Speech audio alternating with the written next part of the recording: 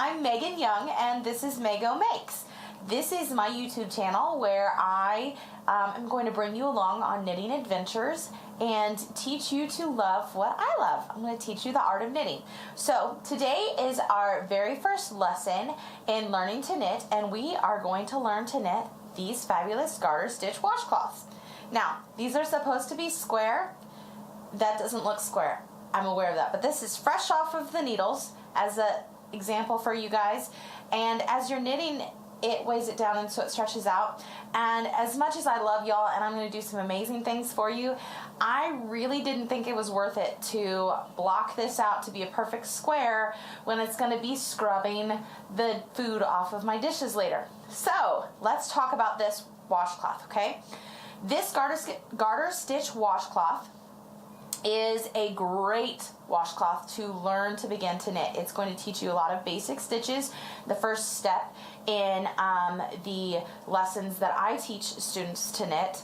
And the pattern for this is going to be in the comments at the bottom of the page, which while you're scrolling down to look at the details and find the pattern, go ahead and like and subscribe to my page so you'll be available, or you will find all of my videos that are available, and you won't miss out on things like the blooper reel that I'm sure is going to be fantastic, especially by the end of shooting this video. Now, this pattern is not my own. If you look for a learning washcloth pattern online anywhere, you are going to find many people using this pattern. This pattern is actually one that is a generational pattern. It's been passed down from generation to generation of knitters to teach people how to knit. So I'm not claiming it as my own. I'm just going to tell you how I like to knit this washcloth, and once you learn it, you can make it match your own dimensions. It'll be fantastic. To knit this washcloth, things that you will need: some yarn. So this is made out of 100% cotton yarn, and it's pretty soft, but it was a little bit stiff to work with, to knit with, and the more I use it to wash things, the softer it will get. But these little pearl bumps, these little bumps, all of the little bumps that are on it, are excellent for scrubbing dishes. So I love to use cotton yarn to make washcloths, whether it's for dishes or bath cloths or anything like that, because it really helps clean, which what's the point of having a washcloth if it's not going to help you clean?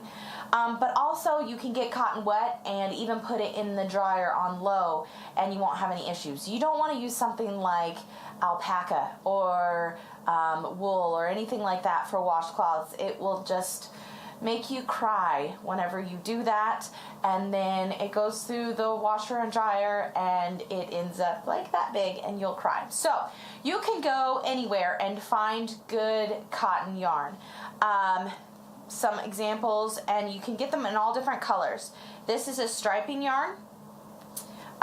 This yarn does some striping or variegation itself. I was using it to test out a pattern here, and it's a really pretty pattern, but honestly in this cotton it was difficult to knit because you don't have a lot of stretch with the cotton, and it's too pretty to continue to knit into a washcloth. So I'm going to frog this and then just make a plain washcloth, but it was a good experience for the knit. Today I'm going to use this Sarasota from Cascade Yarn. It's 60% cotton and 40% acrylic. It's pink with a little bit of white in it, but I'm choosing this because it's a solid color, so it should be pretty easy for you guys to follow along with me as I'm knitting. You will also need a pair of scissors. You won't need this until the end. A darning needle, you won't need that until the end as well. And then a pair of knitting needles. Now you can use whatever size knitting needles you feel comfortable with. I recommend anywhere from a 6 to an 8 to start out with. Since I'm teaching this like you don't know how to knit at all, the bigger the needle, the easier it's going to be for your hands to grip. And it's going to make your knitting experience smoother until you get all of the stitches and the motions down, and then you can adjust later. And with a washcloth, gauge, which we'll talk about gauge later, is not necessary. So you don't have to worry about that. Now there are several different types of knitting needles. There are straight needles, which have a little stopper at one end and they're straight. There are double pointed needles, which have a point at other ends, or both ends, and then there are circular needles, which have a cable across the bottom. I typically knit with circular needles because you can knit anything with them, but all of my circular needles are on projects right now. So today I'm going to be knitting with 2 double pointed needles.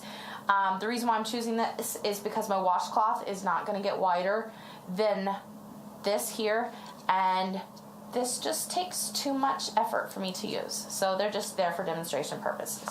So let's get started. If you look at your pattern, it's going to tell you that you need to cast on 4 stitches. So how we're going to do that, I like to use the long tail cast on. It's my go-to cast on for any type of knitting, and it's just super simple, and so that's what I do. Now, since we're only casting on 4 stitches, I don't need to worry about figuring out the exact amount of yarn that I need. I just take a guess at it. So you want to get 6 to 10 inches of yarn here, and you're going to want to drape it over your fingers like this. You're going to have the little tail here and the yarn going to the ball over here, okay? Once you drape it over your fingers like that, you're going to take your bottom 3 fingers and wrap it around just like this, okay? So you have this nice little triangle portion right here. You're going to take your knitting needle, you're going to insert it under the top strand, put your finger like that, and then what you're going to do is you're going to go on the outside of your thumb, come down, you're going to go up your thumb, and then down your finger, and then back down your thumb, and let your thumb slide out. And when you do that, you now have 2 stitches on your needle. Now that's just the first part. So you get 2 stitches when you first start out casting on, and every time you do the motion after that, you will get 1 stitch. So I'm going to now take my 2 fingers and put it through just like that. So I'm back in the same position that I was before. And I'm going to go on the outside of my thumb. I'm going to come down around, go up my thumb, down my finger, and back down my thumb, and release. There's the 3rd stitch. And one more time for 4 stitches, I'm going to go up my thumb, down my finger, back down my thumb, and there's 4 stitches. And there's my 4 little girls running around outside the room. Okay, so I have cast on 4 stitches, and now I'm going to begin to knit. Now, I am a Portuguese knitter, and these videos are going to be mainly Portuguese knitting. There are as many different ways to knit as there are people. People can knit a similar way and do funny things themselves. I like to think about knitting techniques or knitting styles like eggs. Some people like their eggs scrambled, some fried, some over easy, some with Benedict and all of that stuff. I'm a Portuguese knitter. I started out as a crocheter, and Portuguese knitting just is the most natural to me, and it fits me the best. So that is what I'm going to teach you. Okay, so to knit in the Portuguese style, what you're going to do is you're going to have your needle with your stitches on it in your left hand, and you're going to take your yarn coming from your needle up and around your neck just like this, okay? And then you're going to have your ball of yarn over on your right side, and your right hand, you're going to make a ring around your middle finger with your right hand. This is how you keep your tension on your yarn, okay? Just like that. Just like that. Now, I have long hair, so I started out doing it that way, but now I have a nifty little knitting pin. So I am basically doing the same thing, but I'm just taking my yarn and putting it in the knitting pin instead of around my neck, so I don't end up with my hair in my knitting, because nobody wants to get a gift and have all of your hair in it. They might, but they might be weird as well. Okay, so now we are going to knit 1. The knit stitch is worked as follows. This yarn is going to be in front of your work. When you're a Portuguese knitter, your yarn is always going to be in front of your work, and you're going to take your right hand needle and take it underneath the working yarn here and into the bottom of your stitch. Let me show you that again. You're going to go underneath your working yarn into the bottom stitch, just like that. Now you're going to take your left thumb and just flick the yarn over and take your right hand needle, pull it through and off. And we're going to do that again to show you. This is row 1 of your pattern where you're knitting 1 row, so you're going to knit 4 stitches across. So we now have 1 stitch on our needle, and the yarn, because we are knitting, the yarn is above the needle. This is below the needle, this is above the needle, this is where we want it, okay? So you're going to take your yarn, your needle, enter it into the bottom part of the stitch, bring it above like that, flick the yarn over, pull your right hand needle through and off. Okay, let's do it again. Insert into the bottom part of the stitch, flick the yarn over, pull the yarn through and off, and one more time, insert into the bottom of the stitch, flick the yarn over, yarn through and off. So now if I look at my work, I have 1, 2, 3, 4 stitches. Okay, that is row 1 of the work. And I always like to, whenever you look at your work, do it from the row that you just worked. Don't take it and turn it over like this, because you're not going to get a clear picture of what you just knit. And that's one of the biggest things that I tell all of my students is check your work and check it often. If you do that, then you will find the mistakes sooner than later. So I just checked my row, 4 stitches, and there we go. So I'm going to turn around again, or I turn my needle like this to start working on row 2. Now row 2 says knit 2, yarn over, and knit to the end. So what you're going to do is knit 2. So again, we're going to insert the needle. The yarn is on top, not on bottom. The yarn is on top of the needle here. Insert there, flick the yarn over. There's knit 1. Insert there, flick the yarn over. There's knit 2. And now comes the yarn over. If you've been listening to me as I've been telling you to knit, I've been saying to flick the yarn over. Well, for a yarn over and knit, that's exactly what you're going to do. You're just going to flip the yarn over. So now, when you go to knit to the end, you're going to knit the next stitch. That 1 knit stitch turned into, let me pull this down here, there are 2 stitches. And that happened because I moved the yarn from the top of the needle to the bottom of the needle and the yarn over. And if I pull that down, which this is what I mean by looking at your work, if you look at the first knit stitch and the second knit stitch, they're attached. The third knit stitch doesn't have anything attached there. You can kind of see my finger poking up through there. And then the 4th stitch is attached there. So now we're going to knit again on the last stitch because we knit to the end. Now, we're going to turn the work and begin the next row. You are going to continue this knit 2, yarn over, knit to the end until you get 45 stitches on your needle. That's what we're going to go for in this class. You can adjust it if you want a bigger washcloth, but that's what I'm going to go for. Now, I will tell you that if you're having difficulty with following this, or if you need it slowed or anything, on the YouTube setting button there is where you can click it and you can adjust the speed. So you can slow down the speed of these videos to watch in even greater slow motion. So we're going to knit 2, yarn over, and knit to the end. So knit 1, knit 2, yarn over, and knit to the end.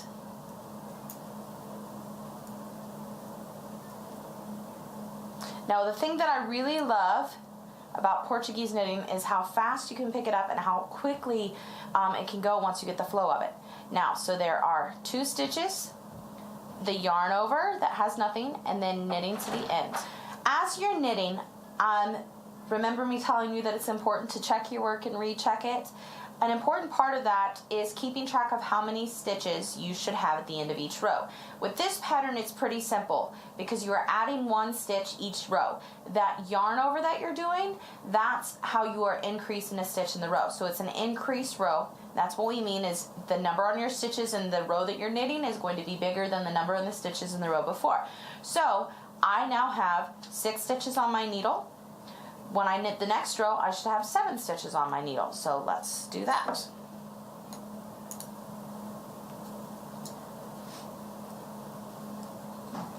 Insert the yarn. Oh, and I split a stitch there, and I don't want to do that.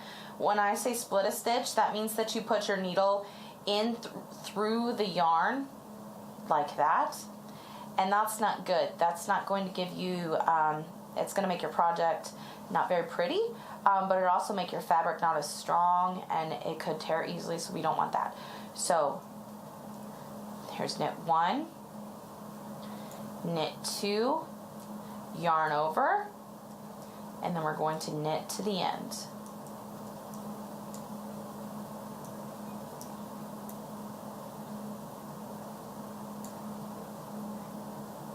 Okay, now let's count the stitches. We have 1, 2, the yarn over is 3, 4, 5, 6, 7 stitches. Okay, so we're going to knit a couple more rows, and then I'm going to point something out to you. I'm just going to go ahead and knit this up, and you guys can catch me in a couple of rows.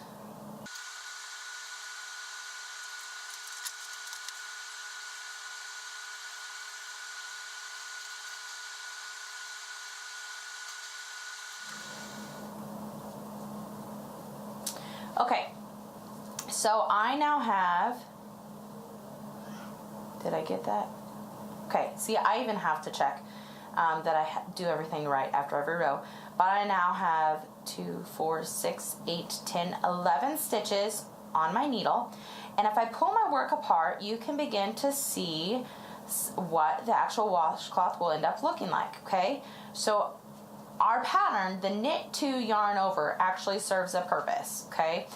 You have the knit 2, the yarn over makes a little hole, and then you have the knit to the end, okay? So if you see, the body of the washcloth is beginning to surface. So I'm going to pull up my washcloth sample here for you to look at and actually get an idea of what I'm saying. Again, it's not a perfect square. We'll just tuck that under so you can't see it.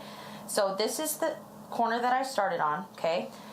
Knit 2, yarn over, knit to the end, and I did this back and forth, okay? When I say garter stitch, what I mean by that is that you get these bumps on either side of the washcloth. It looks exactly the same, okay? And the reason why that is we are knitting this flat, meaning we're just knitting it back and forth, turning the work, and when you do a knit just back and forth, you are going to get all of these bumps, okay? These are called purl bumps, and the reason why they're called purl bumps is because that is what a purl stitch looks like. And I'll hit on this again, but the back of a knit stitch is a purl stitch, and the back of a purl stitch is a knit stitch. So when you knit both sides and you get all of these bumps, this is called garter stitch. Now, this particular washcloth, if you notice, and if this were blocked, these holes here would be more prominent, but you have this nice little border along the edge and these little holes. Those holes are made by yarn overs. They're the yarn over on one side, and then they're knit back through on the other side, so they're nice and secure and not just big and gaping or anything like that. So as you are doing the knit 2, yarn over, and knit to the end, what you're ending up with is this nice border and then this nice, beautiful body of the washcloth right in the middle. And I love things like this. It's going to help provide a nice shape. And as we move on to future washcloths, we will still continue to have this border along the side and then do lots of fun different things in here. So what you're going to continue to do, and I will record more of myself doing this, is you're going to continue in this pattern of the knit 2, yarn over, knit to the end, and I want you to continue doing that until you have 45 stitches on your needle, okay? Now, it's really important that you're stopping to check your work after every time, because it's really easy to get distracted when you knit. And if you get distracted, then you can do things like drop a stitch or forget your yarn over. If you forget your yarn over, then you're not going to have this really pretty edging here. And it's much easier to catch it in the row that you forgot it than it is to continue on and find it at the end. Because then you have to make the decision, well, do I really want to rip it all out back to where it needs to be and fix it, or do I want to continue? Typically, if it's something like a washcloth, I'll just continue unless it's a gift for somebody. So let's go ahead and I'll knit a couple more rows, I'll show you how to fix a mistake if you might make it, and then I will set you guys free to do the work yourself. So again, we're going to knit 2, yarn over. So let's say that I forget to yarn over, and I don't realize it until I get to the end of my row. Now I know from the previous row that I had 11 stitches. So I'm going to get to the end of this row, just knitting, and I'm going to stop and count, and since it's an increased row, I should have 12 stitches. So 2, 4, 6, 8, 10, 11. Oh shoot, I've got 11 stitches when I should have 12. So I either knit a couple of stitches together, or I dropped a stitch, or I forgot my yarn over. So the first thing I'm going to do is start over on the beginning of the row. There's the knit 2, and there's no yarn over. So I forgot my yarn over. Now, as a beginner, it's really tempting for you to just get frustrated and rip it all out and start over from the very beginning. I'm going to encourage you not to do that though, because that gets you started off on a bad pattern of just starting over and starting over and starting over, and you don't get anywhere if you do that. So I'm going to teach you how to tink back to the beginning of the row or the problem area and fix it. So tinking is knitting backwards. T-I-N-K-K-N-I-T, tinking, okay? So what you're going to do is you're going to take your left-hand needle and insert it into the stitch that you just knit. Not the stitch that's on the needle, but the stitch that you just knit. So from left to right, insert it from behind into the stitch that you just knit and slide that off. And when you slide that off, that stitch is back on the needle, just as if you never knit it, okay? Let's do it again, the next stitch. And I like to pull the working yarn away from the stitch a little bit and pull down with my right hand, insert it into the back of this stitch there, and slide it off. There's 2 stitches off. Let's do it again. Insert it into the back of this stitch, and slide it off. Now, what just happened here? It's still attached there. This was the yarn over from the previous row. So I actually need to make sure that I'm inserting it into the yarn over so that yarn over stays on my needle and the working yarn comes off. So there's 3, 4, and once you figure it out, it kind of just flows, comes right off the needle. And I would much rather knit back 10 stitches than start over from the very beginning of something. And I don't want you guys to get frustrated, so that's why I'm teaching you how to do this, because making mistakes is part of knitting. So I have 4 stitches left on my needle. I'm just going to tink back 2 more stitches because then I can do my yarn over. So tink back 1 stitch and tink back 2 stitches. Okay, so now I'm back at the beginning of that row. This is how it would go if I was going to knit. I'm just going to yarn over and then continue to knit to the end of this row, and I should have 12 stitches at the end of this row. If I did it right, it'll be embarrassing if I don't have 12 stitches, right? After I do all that work and tell you guys how to do it correctly.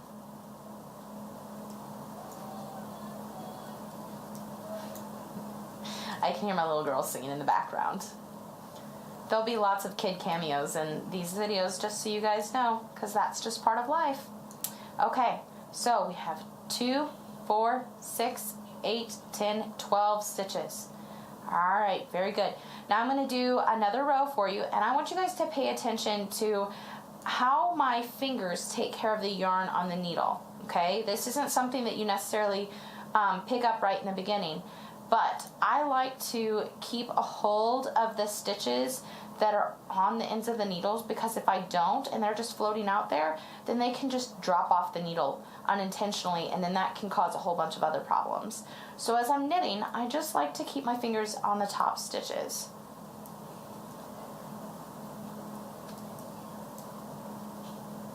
And that just makes everything stay in its place and I have a lot less headaches later on. There's nothing worse than knitting along and dropping a stitch, or putting your needles down and dropping a stitch, which is another quick little tip that I'll give you. End of that row, we'll count. We should have 13. 2, 4, 6, 8, 10, 12, 13. You are most likely going to be interrupted at some point while you're making this washcloth or other projects. Your phone's going to ring, your kid's going to cry, somebody needs a snack or something like that, but finish the row. Okay, finish the row, because it's much easier to pick up where you left off once you finish the row than it is to put down right in the middle of a row and you come back and you can't remember, then you have to tink back a bunch, or your kids decide to pick it up and then everything falls off of the needles. It's just not fun. So I'm almost to the end of this row, and I should have 14 stitches, and we should really begin to see the body of the washcloth forming here. 2, 4, 6, 8, 10, 12, 14. And there we go. The knit 2 yarn overs, you're really beginning to see everything. So I'm going to leave you guys. I'll record a little bit more of me stitching, but you guys are off on your own. Knit to 45 stitches on the needle, then tune into the next video where I'm going to show you how to start the decrease rows, which will continue shaping this into a washcloth, because we are knitting from corner to corner. So you're increasing one half, decreasing the next half. So thank you for tuning in. If you have any comments or questions, please be sure to comment below, like and subscribe to my channel so you don't miss out on the next video posted. And thanks for tuning in, guys.